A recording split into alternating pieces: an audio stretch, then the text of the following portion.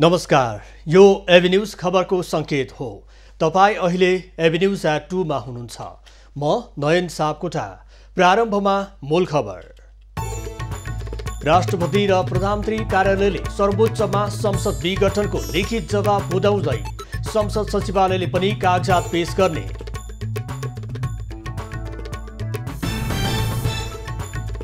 राष्ट्रपति विरुद्ध अमर्यादित अभिव्यक्ति दिनेमाथि कारबाही गर्न अनेम सङ्घको माग। अराजक नाराबाजी गर्नेलाई कारबाही गर्ने गृहमन्त्रीको प्रतिबद्धता।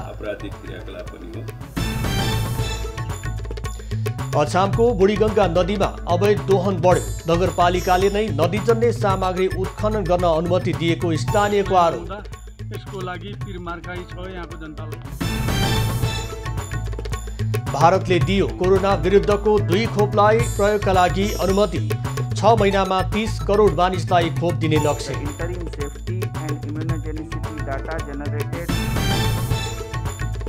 र प्रधानमन्त्री कप महिला क्रिकेटको उपाधि भिडन्त जारी। एपीएफ प्रदेश 1 ले दिएको 106 रनको लक्ष्य पछ्याउँदै।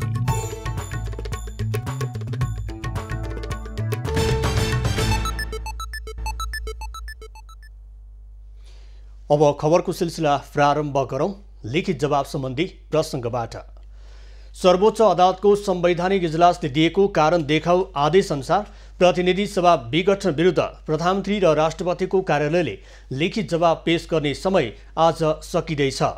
9 दिन अघि इजलासले यही पुस 19 गतेभित्र महान्यायाधिवक्ताको कार्यालय मार्फत लिखित जवाब पेश गर्न सरकार तथा राष्ट्रपतिको कार्यालय समेतलाई आदेश दिएको थियो। राष्ट्रपति प्रधानमन्त्रीको कार्यालयले अनिवार्य रूपमा आजसम्म लिखित जवाब सर्वोच्च अदालतमा पठाउनु पर्नेछ। महान्यायाधिवक्ताको कार्यालयले दिउँसोसम्म जवाब पठाउने तयारी गरेको छ।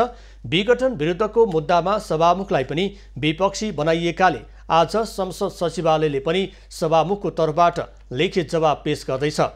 सभामुख अग्नि सापकोटाले प्रतिनिधि सभा विघटन गर्ने अधिकार संविधानले प्रधानमन्त्रीलाई नदिएको बेहोराका लिखित जवाब पेश गर्न लागेका हुन्।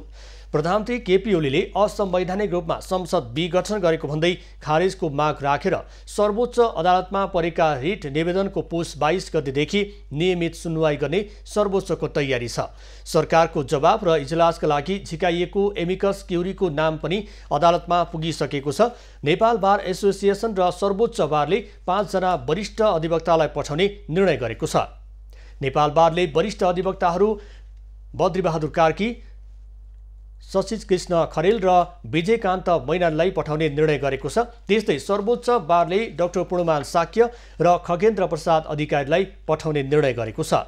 22 गतेदेखि नियमित सुनवाई हुँदा माघ पहिलो हप्ताभित्र सर्वोच्चले संसद विघटन विरुद्ध परेको रिटको फैसला गर्न सक्ने बताइएको छ। संवैधानिक इजलासमा सुनवाई भइरहेको उक्त रिटमा प्रधान न्यायाधीश चोलेन्द्र शमशेर राणा र न्यायाधीशहरू हरिकृष्ण कार्की, विश्वम्भर प्रसाद श्रेष्ठ, अनिल सिन्हा र तेजबहादुर केसी छन्।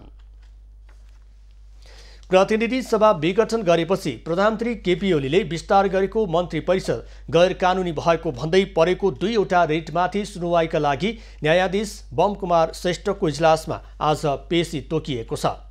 सो रिटमाथिको प्रारम्भिक सुनवाईका लागि तेस्रो पटक पेशी तोकिएको हो। यसअघि गत बिहिबार न्यायाधीश ईश्वर प्रसाद खतिवडा र शुक्रबार न्यायाधीश कुमार रेग्मीको एकल इजलासमा सुनवाईका लागि पेशी चढे पनि हेर्न नभ्याउने सूचीमा राखिएको थियो। आज पनि रिट सुनवाई गर्न नभ्याउनेमा पर्ने सम्भावना छ। निवेदकले प्रतिनिधि सभा विघटन गरी निर्वाचन घोषणा गरेको सरकारले मन्त्री परिषद हेरफेर गर्न नमिल्ने दावी गरेका छन्। निवेदनमा पुस 10 गते प्रधानमन्त्रीको सिफारिसमा मन्त्री परिषद गरिएको नयाँ नियुक्ति, हेरफेर र कार्यविभाजनलाई बदर गर्न माग गरिएको छ।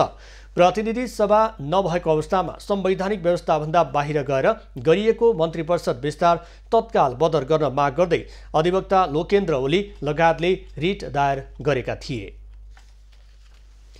दाहाल नेपाल समूहको स्थायी समिति बैठक आज दिउँसो बस्दैछ। पेरिस डाँडा स्थित पार्टी कार्यालयमा बस्न लागेको बैठकमा दोस्रो चरणको आन्दोलनको तयारी, प्रतिनिधि सभा विघटन विरुद्ध अन्य दलसँग सहकार्य, निर्वाचन आयोगलाई पठाउने जवाबमा केन्द्रित भएर छलफल हुनेछ। शनिबार नेकपा दाहाल नेपाल समूहले शनिबार दोस्रो चरणको सङ्घर्षका कार्यक्रम घोषणा गरेको थियो। आन्दोलन पुस 20 देखि माघ 23 गतेसम्मका लागि घोषणा गरिएको छ।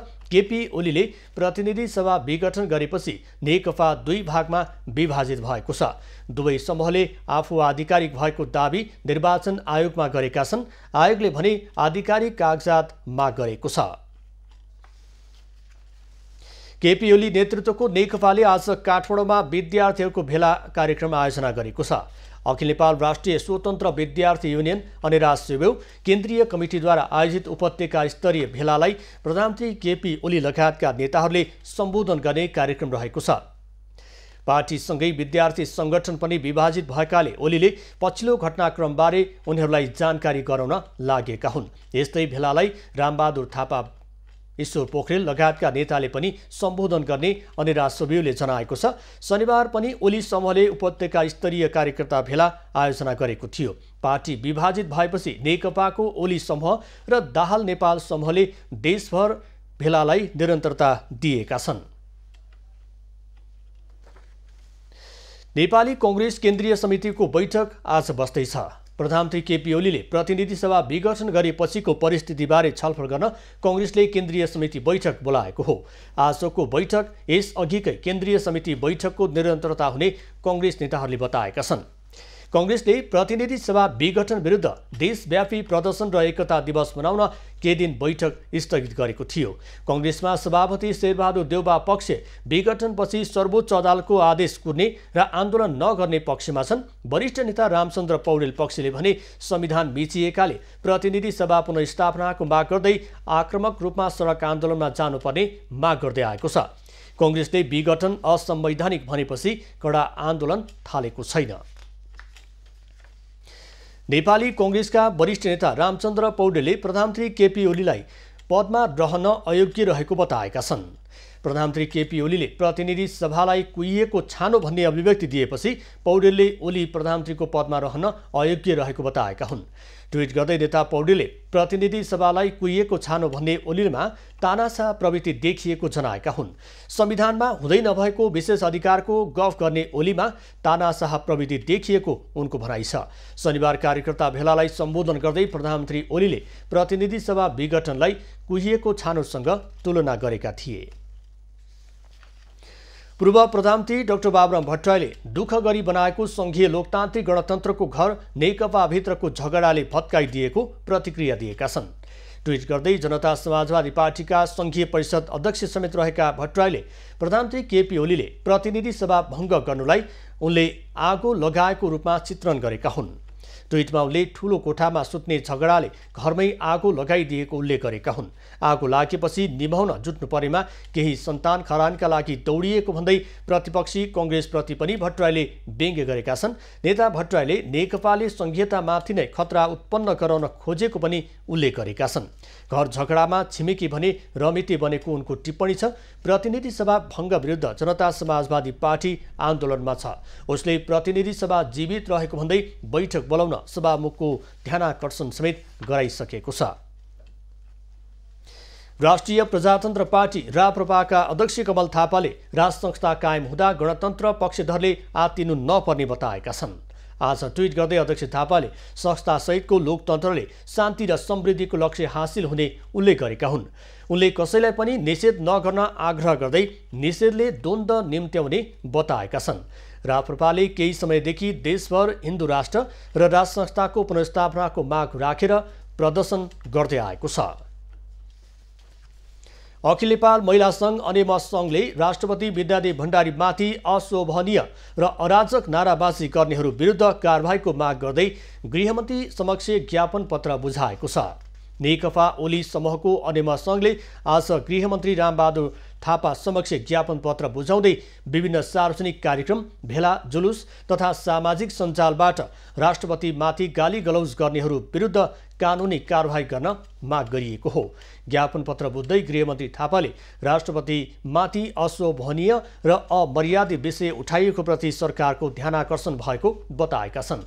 उनले सम्बन्धित निकायलाई छानबिन गरी कारबाही गर्न निर्देशन दिएको पनि बताए।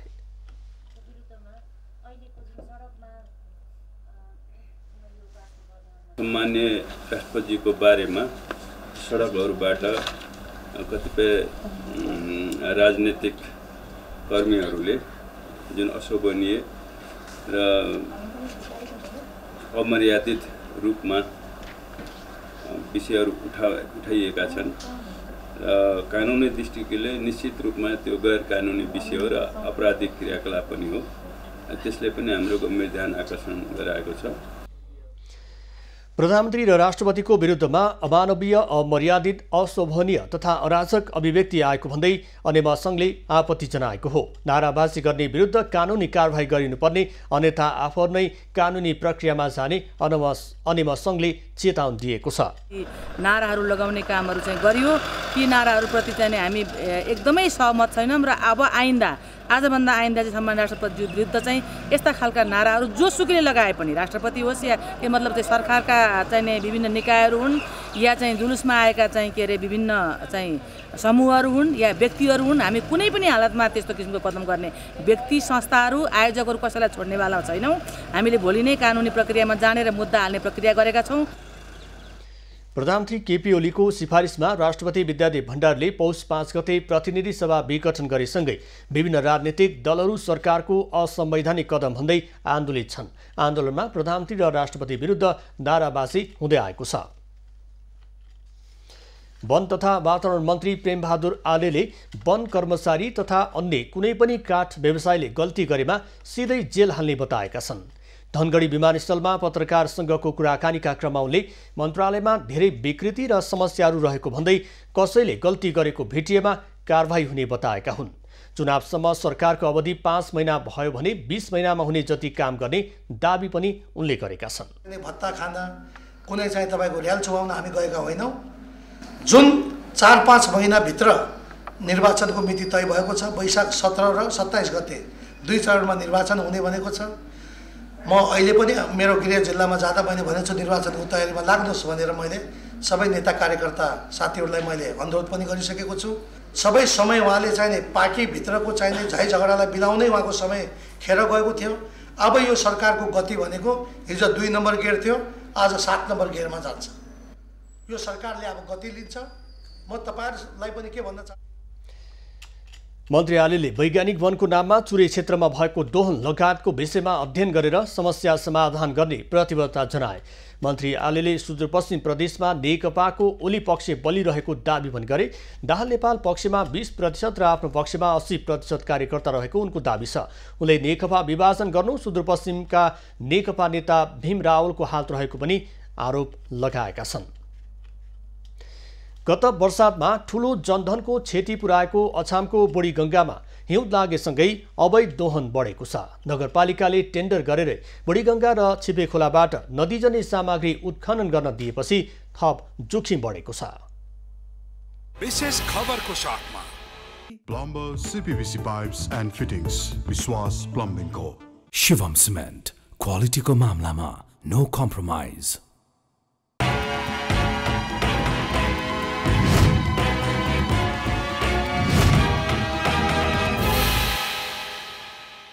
अछामको बुढीगङ्गा र छिपे खोलामा नदीजन्य सामग्रीको उत्खनन र दोहन बढेको छ। नदीबाट ढुङ्गा, गिटी, बालुवा मापदण्ड विपरीत उठाउँदा जोखिम बढेको छ। नदीको तटबन्ध र पुललाई नै असर पर्ने गरी नदीजन्य सामग्री उत्खनन गर्दा बाढीको जोखिम बढेको स्थानीयको भनाइ छ। अब यसलाई ठुलो परियोजना बनाएर जहाँमा यो बुढीगङ्गाको जहाँतिर ठाउँबाट नेसनरी वाल सहितको चाहिँ व्यवस्थापन गरिएन भने साफेबगर भविष्य जोखिममा रहेको। अछामको साफेबगर नगरपालिकाका 1, 3, 4 र 7 नम्बर ओडाका विभिन्न ठाउँहरूमा पर्ने बुढीगङ्गा नदीमा गत भदौको बर्सातमा आएको बाढीले ठूलो क्षति गरेको थियो। बाढीले बगाएको केही दिनमै कटान गरेको क्षेत्रको स्थलगत अनुगमनमा स्थानीय सरकार, सुदूरपश्चिम प्रदेश सरकारका मुख्यमन्त्री र संघीय सरकारका विभिन्न मन्त्रीहरूले कटान गरेको क्षेत्रको अनुगमन तथा निरीक्षण समेत गरेका थिए। नदीले कटान गरेको 6 महिना बितिसक्दा पनि यसको लागि कुनै सरकार वा निकायबाट पहल नहुँदा स्थानीयमा निराशा छाएको छ। सम्पूर्ण आएर हेर्यो, हामीलाई आशा जागेको थियो कि केही रकम तत्कालीन फालेर तत्कालीन यसको मतलब चाहिँ एउटा व्यवस्था हुन्छ भन्ने आशा जागेको थियो। तर हालसम्म मतलब चाहिँ कुनै सुनाइ नहुँदा यसको लागि पिरमार्काई छ यहाँको जनतालाई। सुदूरपश्चिम प्रदेश सरकारका मुख्यमन्त्री त्रिलोचन भट्टले मानवीय तथा भौतिक पीडा खेपिरहेका यहाँका जनताहरूको लागि स्थानीय प्रदेश र संघीय सरकारको क्षमताले भ्याए अनुसारको काम गर्ने प्रतिबद्धता जनाएका थिए। तर त्यो प्रतिबद्धता घोषणामै सीमित भएको छ। वर्षौनी गरेका छैनौँ, पहिलो कुरा प्रष्ट होस्। प्रदेश सरकार 2 वर्ष भएको छ र यो भन्दा पहिले मैले एकचोटि त्यहाँ बाजुरा जाने क्रममा हेरेको थिएँ र त्यतिखेरदेखि नै हामी त्यसको लागि एउटा गृह योजना बनाउने तयारीमा छौँ र अहिले पनि हामी त्यसलाई त्यही अनुसार बुझिराखेका छौँ र हामी त्यही अनुसार अगाडि बढ्नेमा। मुख्यमन्त्रीले प्रतिबद्धता जनाएको लामो समयसम्म पनि कटान र नदी नियन्त्रणको पहल हुन सकेको छैन। तर नदीमा उत्खनन र दोहन बढ्दै गएको छ। नगरले नदीलाई आम्दानीको स्रोत बनाए पनि नियन्त्रणमा चासो नदिएको हो। नदीजन्य सामग्रीका लागि यो वर्ष पनि नगरले 58 लाखमा ठेक्का सम्झौता गरेको छ। डन्डी राजभट्ट, अछाम।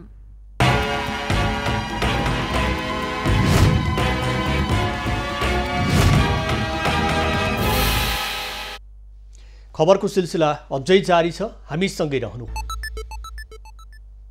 अब बाँकी खबर। कोरोना भाइरसको संक्रमणबाट विदेशमा थप 3 जना नेपालीको मृत्यु भएको छ। गैर आवासीय नेपाली सङ्घका अनुसार यो साता पोर्चुगलमा 2 र बेलायतमा 1 जनाको मृत्यु भएको हो। सङ्घ अन्तर्गतको स्वास्थ्य समितिका अनुसार यो सँगै विदेशमा कोरोना भाइरसबाट मृत्यु हुनेको सङ्ख्या 315 पुगेको छ। अहिलेसम्म 20 देशमा रहेका नेपालीको मृत्यु भएको हो। अहिलेसम्म विभिन्न 50 देशमा रहेका 53,385 जना नेपालीमा कोरोना संक्रमण देखिएको छ। संक्रमित मध्ये 50,656 जना कोरोना मुक्त भएका छन्। यो कुल संक्रमितको 94% हो। यो साता Spain, Poland, Japan, UAE, Kuwait, Saudi Arab, कतारमा रहेका थप नेपालीमा कोरोना संक्रमण देखिएको छ। सङ्घले आगामी अप्रिल महिनादेखि नेपालमा पनि कोरोना भाइरस विरुद्धको खोप आउन सक्ने सम्भावना रहेको जनाएको छ। अहिले विश्वभर फाइजर, बायोएन्टेक, मोडेर्ना, सिनोफार्म तथा अक्सफोर्ड विश्वविद्यालय र एस्ट्राजेनेका कम्पनीले विकास गरेका कोरोना विरुद्धका खोपको आपतकालीन प्रयोग भइरहेको छ। नेपाली कांग्रेसका नेता शेखर कोइरालाका दाजु निरञ्जन कोइरालाको 75 वर्षको उमेरमा निधन भएको छ। कोरोना संक्रमित कोइरालाको उपचारको क्रममा नयाँ दिल्ली स्थित म्याक्स अस्पतालमा आज बिहान 11 बजे मृत्यु भएको हो। उनी 1 महिना अघि अस्पताल भर्ना भएका थिए। केशव कोइराला र नोना कोइरालाका छोरा निरञ्जन पञ्चायती व्यवस्था विरुद्धको आन्दोलनमा सक्रिय थिए। पछिल्लो समय भने उनी दिल्लीमा व्यवसाय गर्दै आएका थिए। मकवानपुरको मनहरी गाउँपालिकाकी उपाध्यक्ष मनिला विष्ट पदमुक्त भएकी छन्। उपाध्यक्ष विष्टले दिएको राजीनामा गाउँपालिकाको बैठकमा पेश गरिएको हो। संवैधानिक व्यवस्था अनुसार गाउँपालिकाको उपाध्यक्षले अध्यक्षलाई राजीनामा बुझाएपछि पदमुक्त हुने व्यवस्था छ। विष्टले राजीनामा दिएसँगै गाउँपालिकाको उपाध्यक्ष पद रिक्त भएको छ। मङ्सिर 29 गते नै उपाध्यक्षले राजीनामा दिए पनि गाउँपालिकाका अध्यक्ष एकराज उप्रेतीले उपाध्यक्षको राजीनामाबारे सार्वजनिक गरेका थिएनन्। गाउँपालिकाका सदस्यहरूले उपाध्यक्षको राजीनामाबारे स्पष्ट पार्न भन्दै दबाव सिर्जना गरेपछि राजीनामा आएको जानकारी गराएका हुन्। विष्ट र अध्यक्षबीच लामो समयदेखि बजेट बाँडफाँड र योजना कार्यान्वयनका विषयमा विवाद रहेको थियो। अर्घाखाँची सदरमुकाम सन्धि खर्क लगायतका स्थानमा सञ्चालित अधिकांश पसलमा मूल्य सूची नभएको भेटिएको छ। उपभोक्ता हितलाई मध्यनजर गर्दै जिल्लामा सञ्चालित साना उद्योग, खाद्य स्टोर, फेन्सी तथा कपडा पसल र होटलमा गरिएको अनुगमनमा यस्तो देखिएको हो। गोरुसिङ्गे सन्धि खर्क सडक क्षेत्रका 27 वटा पसल अनुगमन गर्दा 20 वटामा मूल्य सूची नभेटिएको हो। मूल्य सूची नराख्ने पसललाई अनुगमन टोलीले जरिवाना गराएको छ। त्यसैगरी 5 वटा पसलहरूमा साइन बोर्डै नभएको अनि 4 वटा पसलहरू बिना दर्ता बिना इजाजत सञ्चालनमा आइरहेको र 7 वटा पसलबाट हामीले म्याद गुज्रेका विभिन्न किसिमका सामानहरू जफत गरेका थियौँ। नरपानी, सुपा, देउराली, लाहुरे, ठाडा, अमराई र चाख्ला बजारमा अनुगमन गर्दा अधिकांश पसलमा मूल्य सूची नभेटिएको हो। 5 वटा पसलमा बोर्ड नभेटिएको, 4 वटा पसल दर्ता बिना सञ्चालन भएको र 7 वटा पसलमा म्याद सकिएका सामग्री बिक्रीमा राखिएको पाइएको छ। मापदण्ड विपरीत सञ्चालित 3 3वटा पसललाई 5,000 का दरले जरिवाना गरिएको छ। अनुगमनका क्रममा भेटिएका अखाद्य वस्तुहरू सर्वपक्षीय बैठकको रोहबरमा नष्ट गरिएको छ। पाँचथरको सुक्खा क्षेत्रमा वर्षातको पानी सङ्कलन गर्ने उपाय प्रभावकारी भएको छ। आकाशे पोखरी निर्माण गरी वर्षातको पानी सुक्खा क्षेत्रमा जम्मा प्रविधि सफल भएपछि कुम्माई गाउँपालिकाका बासिन्दा हर्षित भएका छन्। पाँचथरको कुम्या गाउँपालिकामा तमोर लिफ्ट खानेपानी योजना सञ्चालनमा छ। सो खानेपानी योजना सञ्चालनपछि राहतको महसुस गरेका नागरिकहरू गाउँपालिकाले अपनाएको वर्षातको पानी सङ्कलन उपायले पनि दङ्ग परेका छन्। वर्षातको पानी सङ्कलन गर्न वर्षेनी गाउँपालिकाले प्लास्टिक पोखरी, हिल ट्याङ्क वितरण गरेको छ। त्यस्तै आकाशे पोखरी निर्माण गरी वर्षातको पानी सुक्खा क्षेत्रमा जम्मा गर्ने प्रविधि सफल भएपछि स्थानीय हर्षित भएका हुन्। सुक्खा ठाउँमा यसरी हामीलाई पानी जम्मा गर्नको लागि ठुलो राहत मिलेको छ र हामीलाई धेरै नै यसले हामीलाई चाहिँ सुविधा अनि हामीलाई बनाउने छ भन्ने यस्तो सुक्खा ठाउँ छ र पनि यहाँ प्रदेश सरकार र गाउँपालिकाले सहयोग गरेर यो पानी जम्मा गरिएको छ। यसले चाहिँ गर्दा यहाँका वरिपरिको नागरिकहरूलाई अनि सागसब्जी र गाईबस्तुलाई दिन धेरै सहयोग पुगेको छ। सरकारले पहिलो पटक सुक्खा क्षेत्र घोषणा गरेको गाउँपालिकामा खानेपानीको हाहाकार हुँदै आएको थियो। स्थानीय तहमा निर्वाचित जनप्रतिनिधिले खानेपानीको विकल्पको खोजी गर्ने बताउँदै आएका थिए। स्थानीय सरकारको उपस्थिति भएसँगै ओडा र गाउँपालिका तहबाट बर्खामा खेर गएको पानी सङ्कलन गर्न विभिन्न उपाय अपनाउँदै आएको छ। ओडागत बजेटबाट पनि अन्य विकास निर्माणलाई यथावत राख्दै पानी सङ्कलन विधि अपनाइएको हो। पक्की पानी पोखरी निर्माण गरेर त्यहाँ विभिन्न खालको आयसो नगदे बालीहरू उत्पादन गर्न सक्ने गरीको पोखरी लगभग 2-2.5 लाख पानी सङ्कलन गरेर त्यो पोखरीलाई उपयोग गर्दैछ भने कुम्माक 1कै साविक 5 नम्बर वार्डमा पनि लगभग 2-2.5 लाख लिटर क्षमताको पक्की पोखरी निर्माण गरेर गाउँपालिकाले लाखौं रुपैयाँ खर्च गरेर सबै ओडामा आकाशे पोखरी निर्माण गरेको छ। त्यस्तै ट्याङ्की र प्लास्टिक पोखरी खरिद गरी किसानलाई निशुल्क वितरण समेत गर्दै आएको छ। यता प्रदेश सरकारले पनि 1,60,00,000 रकम जम्मा गरी गाउँपालिकामा 5 स्थानमा डिप बोरिङ खानेपानी योजना सञ्चालन गरी नागरिकलाई खानेपानी वितरण गर्दै आएको छ। खानेपानीको अलावा वैकल्पिक उपायको रूपमा प्लास्टिक पोखरी र पक्की पोखरी निर्माण गरी खेर जाने स्रोतलाई सदुपयोग गरिएको गाउँपालिकाले जनाएको छ। पोखरीकै रूप दिने गरी पोखरी बनाछौँ। साविक 7 नम्बर बिजुवा पानीमा पोखरी खनिएको छ तर त्यो पूर्ण रूपमा पक्की भइसकेको छैन। कुम्मायक 1 नम्बरमा छ, कुम्मायक 3 नम्बरमा छ र कुम्मायक 2 मा पनि हामीले पक्की पोखरीको अवधारणाका साथै सबै वार्डहरूमा यो पानी सञ्चित गर्ने पोखरीहरू निर्माण गर्दै आएका छौँ। गाउँपालिकाका 3043 घरधुरीले तमोर लिफ्ट खानेपानी योजनाबाट खानेपानी उपभोग गर्दै आएका छन्। तर खानेपानीको महसुल कम गर्न वर्षातमा जम्मा गरेको पानीले ठूलो राहत पुर्याएपछि वैकल्पिक उपाय स्थानीयले अपनाउँदै आएका छन्। यो विषयमा स्थानीय सरकारले पनि चासो दिनुपर्ने उनीहरूको भनाइरहेको छ। पाँचथरबाट रमेश थापाको रिपोर्ट। कञ्चनपुरका 2 विकट स्थानीय तह लालझाडी गाउँपालिका र पुनर्वास नगरपालिका जोड्ने गरी झोलुङ्गी पुल निर्माण भएको छ। दोदा नदीमा पुल नहुँदा वर्षयामा भौतिक रूपमा सम्बन्ध विच्छेद हुने अवस्था पुल निर्माणसँगै अन्त्य भएपछि स्थानीय हर्षित भएका छन्। वर्षौंदेखि कञ्चनपुरको सदरमुकामदेखि अति नै विकट रहेका पुनर्वास नगरपालिका र लालझाडी गाउँपालिका 1 अन्तर्गत पर्ने दोदा नदीमा पुल नहुँदा स्थानीयहरूको सकसपूर्ण यात्रा गर्न बाध्यता रहिआएको थियो।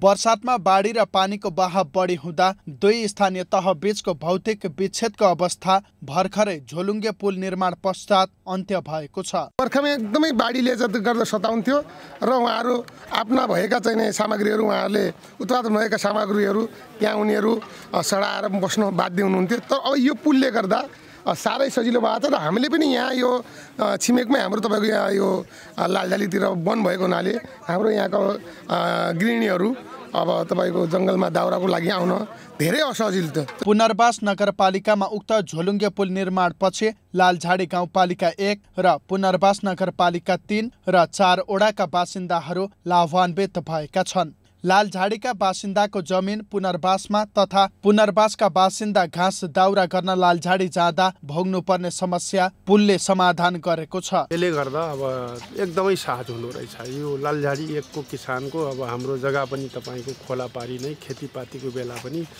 हिउँदको महिनामा सधैँ खोला तरी राख्नुपर्ने अनि तपाईँको बर्खामा तपाईँको खेतीपाती लगाउन आउन जानै गाह्रो हुन्थ्यो। यो झुलङ्गे पुलले गर्दा अब एकदमै सहज हुन्छ सबैलाई।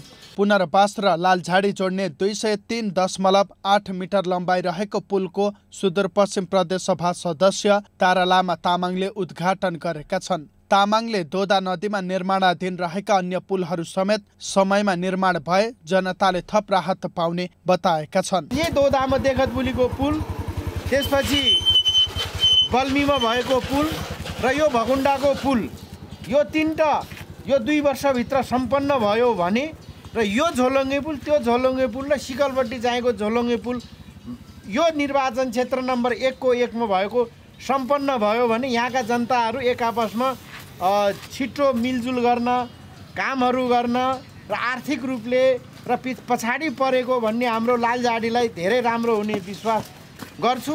ठेकेदारहरूले समयमा काम नगर्ने गुनासो आइरहेको समयमा यो पुल भने सम्झौता अवधि भन्दा अगाडि नै पूरा भएको छ। पुलको निर्माण सम्झौता अवधि भन्दा 7 महिना अघि नै थानी निर्माण सेवा प्रणालीले 2 करोड 79 लाखमा सम्पन्न गरेको हो। कञ्चनपुरबाट प्रेमराज भट्टको रिपोर्ट। कञ्चनपुरको पुनर्वास स्थित डोके बजारदेखि बेलौरी बेलडाडी हुँदै बेतकोट स्थित दैजी जोड्ने हुलाकी राजमार्ग निर्माणको काम लामो समयदेखि अल्पत्र छ। 2073 फागुनमै पूरा हुनुपर्ने सडक खण्डको निर्माण 2 पटक म्याद थप्दा पनि पूरा हुन सकेको छैन।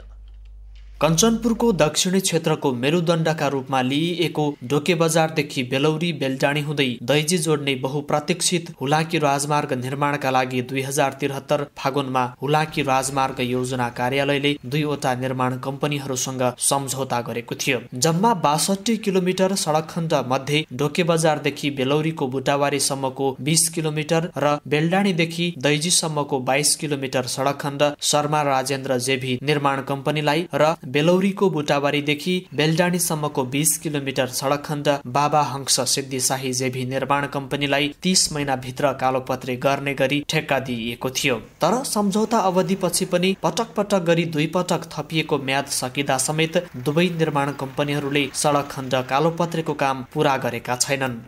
धुलो माटोले हामी परेशान छौँ हामी। यो ठेकदार कहाँ गयो कता गयो भन्ने पत्तै छैन। लुग्यो, कोही भाग्यो भन्छन्, कोही केही भन्छन्, कोही केही भन्छन्। म्याद सिद्धिएर पनि 2-3 म्याद थप भइहाल्यो, फेरि पनि ठेकदारको पत्तै छैन। निर्माण कम्पनीहरूले सम्झौता गरेको झण्डै 4 वर्षसम्म पनि सडक कालोपत्रे नगरेका कारण दक्षिणी क्षेत्रका नागरिकहरू वर्षौंदेखि धुलाम्य कच्ची सडकमा जोखिमपूर्ण कष्टकर यात्रा गर्न बाध्य भएका छन्। बाटो अब यस्तो छ, यो धुलो माटो पुरै परेशान बच्चाहरूलाई रुगाखोकी अनि गाडीहरू पनि त्यस्तो बेसरी जान्छन्। एक्सिडेन्टको पनि खतरा छ। कुना काप्चाको कहाँ त बनिसक्यो। हाम्रो यो मेन रोड भएर यस्तो अप्ठ्यारो भइरहेछ हामीहरूलाई। बेलौरी क्षेत्रका केही जागरुक युवाहरूले त सडक कालोपत्रेको काम अल्पत्र छोडेको भन्दै गत महिना चोक चोकमा ठेकेदारका तस्बिर अंकित पोस्टर टाँसेर रचनात्मक विरोध समेत गरेका थिए। हुलाकी राजमार्ग कालोपत्रेको काममा अत्यन्त ढिलासुस्ती, चरम लापरवाही र निकै बेवास्ता भएको यहाँका नागरिकहरूको गुनासो छ। हाम्रो यो घरको अगाडि हेर्नु यस्तो छ, यो बाटो धुलै खानु धुलै लाउनु भएको छ। अब छिटो यो बाटो बनाइदिनु पर्यो। त्यही यो सबै बिरामी हुन लाग्यो धुलोले गर्दाखेरि। धुल कतार भन्नाले यो घर घरमा भित्र बिस्तारमा त्यही छ, खानामा त्यही छ, पानीमा पनि त्यही छ। समस्यामा धेरै परेशानमा छौँ। यो जसरी पनि हुन्छ यसको समस्या समाधान यहाँ ठेकदारबाट हुन्छ कि सरकारबाट हुन्छ कि यहाँ विकास निर्माणका कार्यका लागि ठाउँ ठाउँको ठेक्का लिने तर समयमै काम नगरी राज्य पक्षलाई कमजोर साबित गर्न खोज्ने निर्माण कम्पनीलाई कारबाहीको दायरामा ल्याउन सके विकास निर्माणको कामले तीव्रता पाउने देखिन्छ। यसतर्फ पनि सरोकारवाला निकायको ध्यान केन्द्रित हुन आवश्यक छ। हरिश चन्द्र बाग, कञ्चनपुर। नेपालका कैयौं ठाउँहरूमा विभिन्न किसिमका प्राकृतिक गुफाहरू छन्। यस्ता गुफाहरूप्रति आन्तरिक तथा बाह्य पर्यटकहरू आकर्षित हुने गर्दछन्। तर बैतडीको उत्तरी क्षेत्रमा भने गुफा जस्तै मानव निर्मित ऐतिहासिक सुरुङ रहेको छ। कुनै बेला पनेरू राजाको शासनकालसँग जोडिएको किंवदन्ती रहेको खुमट गुफाका नामले प्रसिद्ध सुरुङ रहस्यमय समेत छ। चट्टानको बीचबाट गहिराईमा खनिएको सुरुङभित्र केही मिटरभित्र पसेर ढुङ्गा फाल्दा 11 सेकेन्ड तल झरेर पानीमा खसेको आवाज निस्कियो। यसबाट पनि अनुमान गर्न सकिन्छ कि 70 देखि 75 डिग्रीमा खनिएको सुरुङ 100 मिटर गहिरो हुन सक्छ।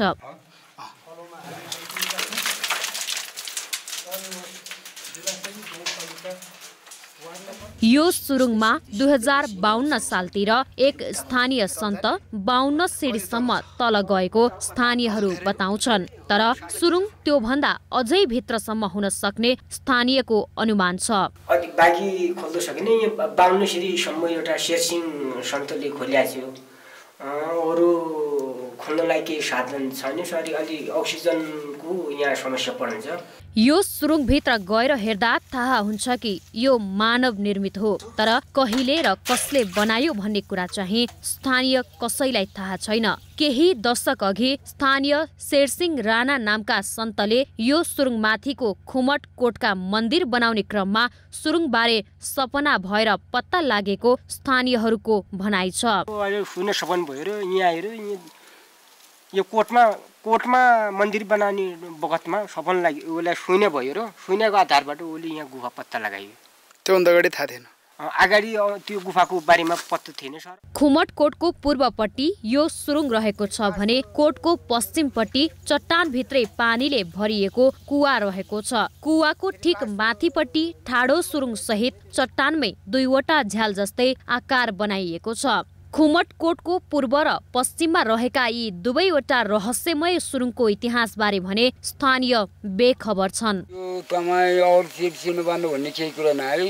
शेरबहादुर महात्माले बनाएको भन तामानी देवाल बाटो यताउति हामीले बनाएको चिनो मन्त्र सेवाले बनाए अगाडिको हामीले केही पनि पाएन। यी दुईवटै सुरुङको ठिक माथि डाँडोमा कोटेश्वर शिव मन्दिर निर्माण गरिएको छ। केही वर्ष अघिसम्म यहाँ पुरानो दरबारका अवशेषहरू समेत रहेको स्थानीयको भनाइ छ। चारैतिर भिरालो रहेको खुमटकोटको पूर्व र पश्चिमतर्फ रहेका यी दुवैवटा सुरुङ एक आपसमा जोडिएको र भित्र पुरानो दरबार रहेको हुन सक्ने स्थानीयको अनुमान छ। सुरुङ र दरबार एक आपसमा जोडिएको बारे एउटा नक्सा बनाएर स्थानीयहरूले खुमटकोटको दक्षिणतर्फ राखेका छन्। तर डिलासैनी गाउँपालिका वडा नम्बर 1 खुमटमा रहेको यो क्षेत्रको ऐतिहासिक तथ्य र विस्तृत खोज अनुसन्धान भने कतैबाट भएको पाइँदैन।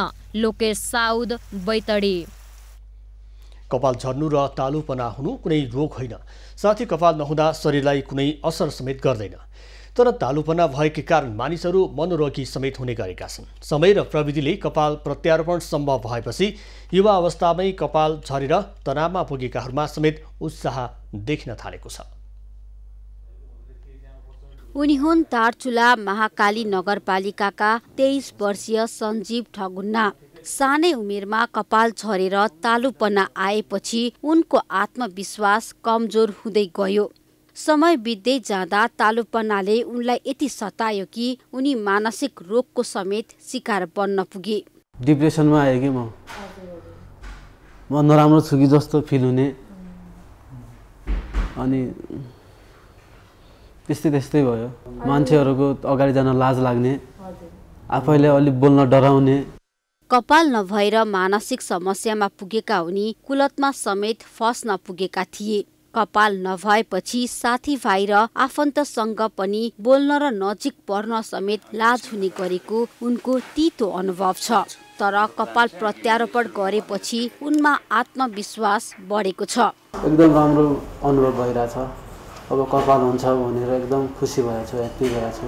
सानै उमेरमा कपाल नभएर मानसिक समस्या तथा कुलतमा फसेका आफ्ना छोरा देख्दा उनका अभिभावक समेत चिन्तित थिए। सोही कारण सञ्जीवका बुबा कमलले कपाल प्रत्यारोपण प्रविधिको बारेमा इन्टरनेट मार्फत जानकारी लिए।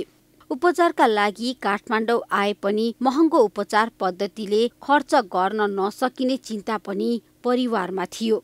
तर कपालकै कारण डिप्रेसनमा पुगेको अवस्था देखेपछि काठमाडौँ दरबार मार्गको आवरण ब्युटी क्लिनिकले सञ्जीवको निशुल्क कपाल प्रत्यारोपण गरिदिएको छ। भन्दाखेरि जब मैले अब डाक्टर साहबसँग आफ्नो कुराहरू पनि राखेँ, धेरै वेदना राखेँ, धेरै ठाउँ उहाँले अब रेट भन्दा पनि हामीले सोचे अनुसार हामीले चाहेको उसमा गरिदिनु भयो र त्यसमा पनि म यो टिमलाई र यो हस्पिटललाई धन्यवाद दिन चाहन्छु। साथी र आफन्तले जिस्काएर हैरान भएका विवाह गर्न लागेका कलाकार तथा व्यापारीहरू पनि पछिल्लो समय कपाल प्रत्यारोपण गराउन थालेका छन्। बढ्दो जनचेतना र प्रत्यारोपण गराउने केन्द्रको संख्या बढेसँगै पछिल्लो समय नेपालमा कपाल प्रत्यारोपण गराउनेको संख्या वृद्धि भइरहेको छ। नेपालमा पनि भएको चाहिँ यस्तो सफल छ है र चाहिँ प्रोबेबली वेस्टर्न कन्ट्रिज भन्दाखेरि चाहिँ रिलेटिभली चिप पनि छ। नेपालमा कपाल प्रत्यारोपणको काम सुरु भएको 4 वर्षभन्दा बढी भइसकेको छ। सामान्यतया कपाल प्रत्यारोपणका लागि 1 लाखभन्दा बढी खर्च लाग्छ। स्वास्थ्य संस्थाले कपालको संख्या तथा प्रविधि अनुसार मूल्य निर्धारण गर्ने गरेका छन्। एबी न्यूज खबरका लागि क्यामेरामा सुरेश रजकको साथमा त्रिगुडा भट्टराई बस्नेत, काठमाडौँ। दोलखाको महाकाली भगवती मन्दिर थप व्यवस्थित हुने भएको छ। ऐतिहासिक तथा पुरातात्विक महत्त्व बोकेको यस मन्दिरका लागि नगरपालिकाले स्थानीयको समन्वयमा मौलिकता झल्कने गरी काम गरिरहेको छ। झापाको दमकमा रहेको मेची सहकारीले 5औं शाखा मोरङको पथरी शनिश्चरीमा विस्तार गर्ने भएको छ। 9000 भन्दा बढी शेयर सदस्य रहेको सहकारीले स्थानीयको माग अनुसार शाखा विस्तार गर्न लागेको हो। झापाको पाडाजुगी, मोरङको उर्लाबारी र मिक्लाचुङमा सेवा केन्द्र सञ्चालन गरिसकेको सहकारीले अर्को शाखा विस्तार गर्ने भएको हो। मेची सहकारीका अध्यक्ष नारायण भट्टराईका अनुसार अहिले सहकारीले 2 अर्ब 25 करोड बराबरको कारोबार गरिरहेको छ। बचतकर्तालाई अधिकतम 1 करोडसम्म ऋण लगानी समेत गर्दै आएको छ। 70 वर्ष नाघेका शेयर सदस्यलाई वर्षैपछि पर्व भत्ता सहकारीले प्रदान गर्दै आएको छ। यो वर्ष 25औं वसन्त पार गरेको अवसरमा 52 जना घर नभएका शेयर सदस्यलाई घर हस्तान्तरण गर्ने तयारी गरेको छ। खबरको सिलसिला अझै जारी छ, हामी सँगै रहनुहोला।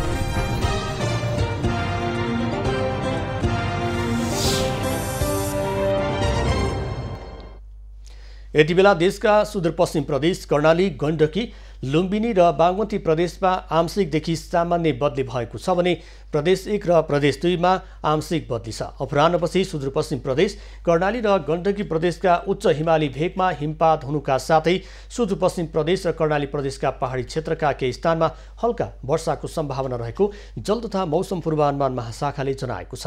काठमाडौँ उपत्यकाको आजको अधिकतम तापक्रम 18 डिग्री सेल्सियस र न्यूनतम तापक्रम 2.5 डिग्री सेल्सियस बीच रहने अनुमान छ। आज सूर्योदय बिहान 6:54 भयो भने सूर्यास्त साँझ 5:21 हुनेछ।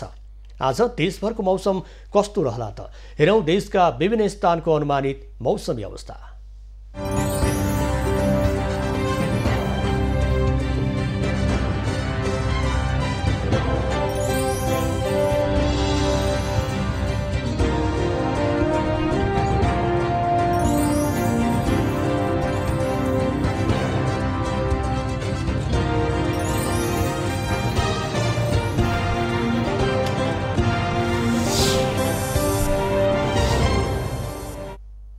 अहिलेलाई खबरको क्रम यति नै। एबी न्यूज खबरका यी सहित अन्य विस्तृत खबरका लागि www.abnews.tv लगअन गर्न सक्नुहुनेछ।